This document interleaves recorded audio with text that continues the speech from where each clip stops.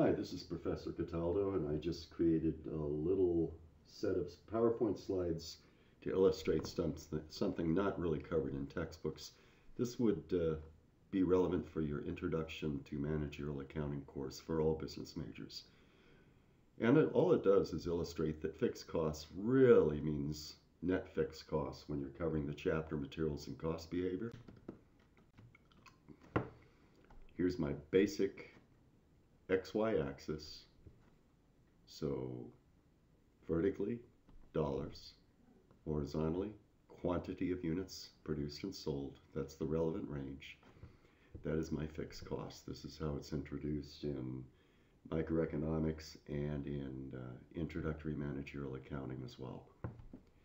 That fixed cost is really the net fixed cost. Think in terms of net. I've made a little example. Let's assume there's a gross fixed cost and there's a fixed revenue. And you net the two together and you arrive at the next net fixed cost. And I'm going to use the simplest example I can possibly come up with. And that's a monthly lease expense where the gross fixed cost is $1,000 per month, but I sublet 20% of the square footage, so I actually have a fixed revenue. And the net of the gross fixed costs and the fixed revenue is the net fixed costs. And I've done it in a graphic form below. So there's my XY axis. Yeah, that is a relevant range of activity. I'm showing you a broken line where the gross fixed revenue is at 200. And over to the right, the gross fixed cost is at 1,000. And you net the two, and you arrive at a net fixed cost of $800 per month. So anytime you see fixed costs on a chart for cost behavior, it's really net fixed costs. Let me put it in a slightly different context. Look at this graphic. See the total revenue on the top right? That's really variable revenue. Notice how the line has a constant slope. So that's purely variable revenue. And the question has to be, where did the fixed revenue go? It's netted with the fixed cost down below.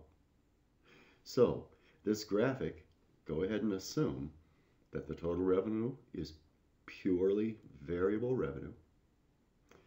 The fixed cost is net fixed costs.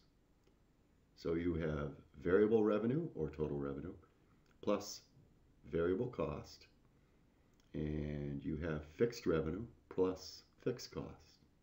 So all four categories are represented. I'm going to put it a slightly different way.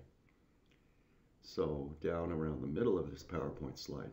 So fixed cost is really fixed cost net of fixed revenue, and you don't hear about fixed revenue in your textbooks. They don't put it in there. Or if you prefer, I've got variable revenue at the bottom. Variable revenue, variable costs, fixed revenue, fixed costs. All four are represented. And this will probably never come up on an exam because the textbooks don't disclose this data. But just in case you haven't thought about it or you have thought about it and it's not been addressed in your coursework, this is the assumption you want to make when you're developing a relevant range over which cost relationships are fixed or constant and do not change.